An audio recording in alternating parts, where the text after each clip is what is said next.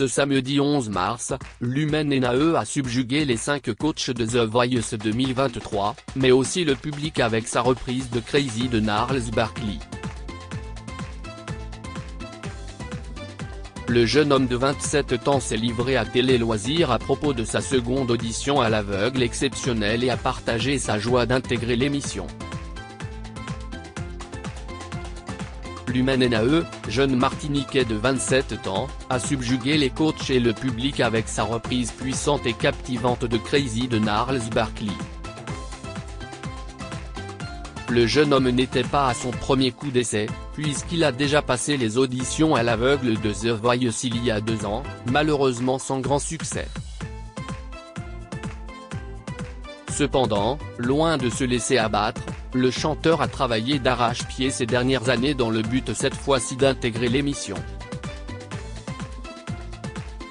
Lumen NAE revient en exclusivité pour Télé Loisirs sur son audition à l'aveugle surprenante et la demande totalement inédite des coachs après son passage. Toutefois, comme il nous l'a expliqué, le moment était tellement intense, qu'il ne se souvient plus exactement de sa prestation en détail. Lumen NAE, The Voice 2023, pour cette saison, je me suis donné Télé Loisirs, vous avez tenté les auditions à l'aveugle il y a 2 ans, mais aucun coach ne s'était retourné. Pourquoi avez-vous décidé de retenter votre chance maintenant? Lumen NAE, alors, après 2 ans, on va dire que j'ai beaucoup travaillé, je me suis remis en question sur pas mal de choses notamment sur mon avenir dans la musique. Rire, à ce moment-là, j'ai pas mal travaillé sur mes musiques, enfin tout ce que j'écrivais par rapport à ma vie, mes histoires. Je me suis dit vraiment que The Voice était un tremplin assez conséquent, assez important, et que le fait de ne pas avoir été prise il y a 2 ans, il ne fallait pas que je m'arrête à ça parce que je pouvais toujours retenter ma chance. Est-ce que c'était une petite revanche? C'est clairement une revanche. C'est aussi une preuve de persévérance. Pour cette saison, je me suis donné. Je me suis dit que c'était la 2e fois et qu'il fallait que j'y aille à fond, que je ne fasse pas semblant. Quelle équipe auriez-vous voulu intégrer à l'époque? À l'époque, c'était un peu comme pour cette année, j'hésitais vraiment entre Vianney et Amel Bent. C'est vrai que j'ai plus un attrait pour Amel Bent dans le sens où je trouve que nos univers musicaux se rapprochent beaucoup. Et là cette année, j'ai choisi Vianney parce que je voyais aussi un peu le côté challenge, le nouveau, l'inconnu du moins, c'est ce qui m'a le plus attiré je pense. Je passe de 0 à 4 fauteuils, c'est incroyable. Avez-vous ressenti un stress supplémentaire en repassant les auditions? Je me suis mis la pression en repassant les auditions dans le sens où je ne voulais pas me retrouver dans la même situation qu'avant. Il y a 2 ans, je n'ai pas réussi et je ne me suis pas totalement laissé éteindre par mon échec, mais c'est vrai que peut-être 2 fois de suite, ça n'aurait pas été la même chose. Il y avait la pression de il faut que je réussisse, il faut au moins un coach, ou même s'il n'y en avait aucun, que je sois fier de ma prestation. Et pour le coup, ça a été le cas. Je passe de 0 à 4 fauteuils, c'est incroyable. Il y a 2 ans, personne ne s'était retourné, cette fois-ci, vous les avez tous convaincus. Qu'avez-vous ressenti en découvrant les 4 fauteuils retournés? On le découvre pendant qu'on chante. La première personne qui s'est retournée c'est Amel Bent, et rien que ça, quand j'ai vu que quelqu'un s'était retourné, je me suis dit ok au moins j'ai un premier pied dans l'aventure. En vrai, ça aurait pu s'être arrêté là, j'étais content. Puis, quand j'ai vu que tous les autres coachs s'étaient retournés ensuite, j'aurais pu arrêter la chanson, c'est génial, on peut s'arrêter là. Au-delà des fauteuils, les coachs étaient debout tous ensemble pendant votre performance et ils ont passé un excellent moment. Le public était également debout, était-ce la consécration? Totalement. Encore une fois, je n'ai pas l'image très claire dans ma tête, mais c'était fou.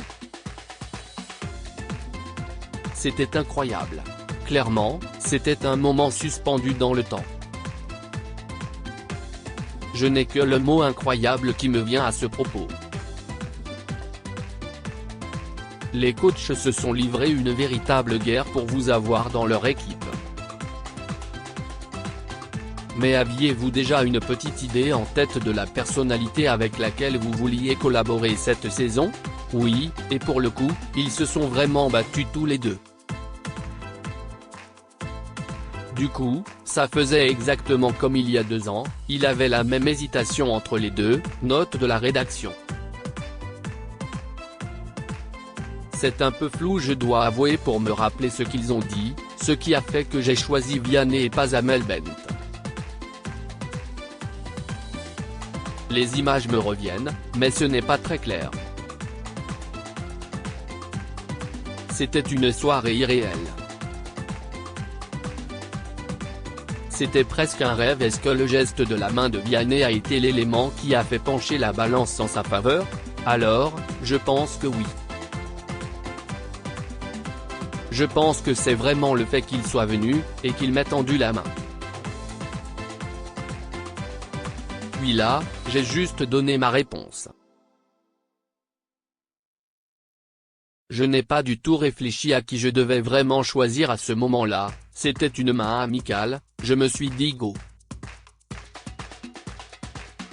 Les coachs ont fait appel à la VAR après que vous ayez fait votre choix, une première dans l'émission. Qu'avez-vous ressenti en les voyant continuer à se battre pour vous alors que vous aviez quitté le plateau et déjà rejoint vos proches? Si je me rappelle bien, je sais que j'ai dit Vianney, mais le micro était derrière lui. Donc, c'est vrai que ce n'était pas très clair. Ils ont demandé à la régie et si je me souviens bien également au public. Je ne sais plus si c'est Big Flo ou Oli qui ont demandé qui j'aurais dû avoir choisi. Qu'avez-vous ressenti en les voyant se battre pour vous avoir dans leur équipe? Tellement de joie. C'était incroyable.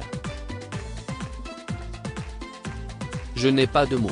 En plus, il y avait mon frère et mon cousin avec moi. Alors qu'il y a 2 ans, j'étais tout seul, il n'y avait pas ma famille. Le fait qu'il soit présent, je pense que ça m'a apporté aussi. Quand on est rentré, on a bien discuté de ce qu'il s'est passé. C'est fou. C'était une soirée irréelle. C'était presque un rêve. Votre frère et votre cousin étaient là pour vous soutenir pendant votre audition à l'aveugle, mais vos parents n'ont pas pu faire le déplacement. Pratiquement toute ma famille est en Martinique. J'ai que des cousins et des tantes en France métropolitaine. Encore une fois, c'était génial que mon frère et mon cousin soient là pour les auditions à l'aveugle, c'était vraiment des piliers. Contrairement à il y a 2 ans, il y a moins le côté ok je passe à la télé mais après ils savent que je ne suis pas pris, à cette époque je ne voulais le dire à personne. Et là, pour le coup, je veux que tout le monde regarde, je veux que l'on me voit passer. Il y a quelque chose de marquant qui se passe pendant mon audition à l'aveugle. Vous attendiez-vous à cela en participant à nouveau à The Voice? Tant d'engouement? Pour le coup, non. Mon but, c'était juste de passer les auditions à l'aveugle puis bon. Qu'il y ait de l'engouement ou pas, moi j'aurais été content d'être pris même en ayant fait une chanson toute simple et qu'un coach se soit retourné. Mais, ça booste, ça pousse à aller plus loin, à faire mieux, à tout donner à chaque étape. Parce qu'avant de passer les auditions à l'aveugle, on doit passer plusieurs étapes, déjà, rien que ces étapes-là, quand on les passe, on est fier de nous. Parmi plus de 50 000 personnes, on a été parmi les 100 derniers à être sélectionnés. Il y a mon passage, mais il n'y a pas que ça.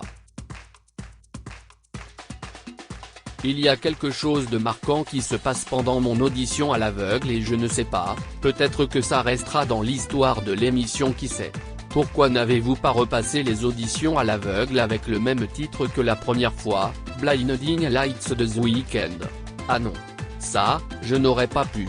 Parce que si ça avait été négatif, ça aurait été pire pour moi.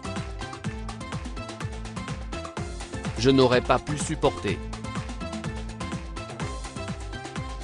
J'ai préféré chanter Crazy, de Gnarls Barkley, note de la rédaction, une chanson que j'aime beaucoup et que j'ai chantée au Sanko Façon Contest. Et là, j'ai senti que ma voix était faite pour cette chanson et que je la délivrais de la bonne manière. Et que ça touchait les gens, c'est ça l'essentiel. Pouvez-vous nous en dire davantage sur votre nom de scène Lumen Nae? Pourquoi utilisez-vous un pseudonyme? Lumen Nae est l'anagramme d'Emmanuel, son prénom, note de la rédaction. Alors, pourquoi Lumen Nae? C'est tout simple, je trouvais qu'il y avait beaucoup d'Emmanuel et je voulais me démarquer, rire. Il y a déjà le président de la République, Emmanuel Moir, je me suis dit bon, on va essayer d'avoir un petit twist. Au début, j'ai choisi comme ça parce qu'une anagramme je trouvais que ça sonnait bien et avec le temps, plus les gens m'appelaient comme ça, plus je trouvais que j'avais fait le bon choix. Il y en a qui disent que Lumen veut dire lumière, alors je me dis pourquoi pas, j'apporterai bien de la lumière dans le cœur des gens. J'ai envie d'apporter ma pierre à l'édifice et de chanter mes chansons en touchant le plus de personnes. Comment envisagez-vous l'avenir après The Voice? The Voice a toujours été pour moi un énorme tremplin. On chante devant des millions de personnes et ça permet au public de voir qui l'on est et de s'attacher à nous. Et moi clairement, c'est de vivre de la musique, de porter haut et fièrement les couleurs de la Martinique. On a notre place aussi dans l'industrie musicale. Rire, j'ai envie d'apporter ma pierre à l'édifice et de chanter mes chansons en touchant le plus de personnes. Où vous voyez-vous dans 5 ans? Alors, pas au Stade de France. Rire, je me vois plutôt dans des petites salles, ce serait bien que je puisse chanter dans un zénith, quelque chose comme ça. Qu'il y ait une sorte de ferveur, que les gens soient touchés par ce que je propose ou bien même, juste qu'un jour j'ai une chanson et que tout le monde la connaisse par cœur, ça serait incroyable. Et que je n'ai même pas besoin de chanter et que lorsque je tends le micro, tout le monde connaisse les paroles par cœur, limite, ça pourrait me faire pleurer. Et surtout, qu'un jour ma famille soit dans le public à me voir chanter. À lire aussi The Voice 2023, Amel Bent va retrouver un ancien candidat de la saison 2 de Nouvelle Star.